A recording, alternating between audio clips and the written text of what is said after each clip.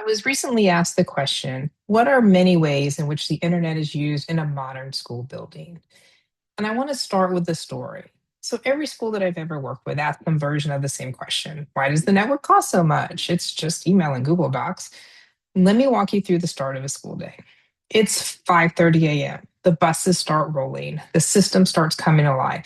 Buses use GPS routing, parent-facing tracking apps, ridership scans that document special education transportation compliance. All of that starts at 5:30 a.m. By 6 a.m., the school buildings are starting to wake up. HVAC runs on an IP-based building automation system. And since COVID, so does ventilation and CO2 monitoring. Boilers, chillers, lighting, energy management, all of that is remotely monitored and increasingly with predictive maintenance so that a district doesn't lose a school day just to a dead furnace. 7 a.m., the doors start to open for the buildings. That's all controlled by electronic access, runs on a schedule. Cameras come up, security systems start running at full speed. Visitor scans driver's license against offender registries before any visitor ever gets access to the building. 7:30 a.m., breakfast starts. The cafeteria point of sale system includes the federal meal reimbursement claims and data on student allergies. It's not just a cash register anymore. At 8 o'clock, teachers start to take attendance.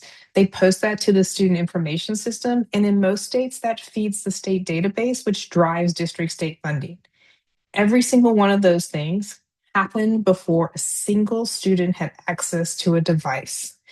That's part of being on a modern internet system. All day long, the mandated stuff. State testings are computer based, IEP documentation, IDEA compliance, all digital.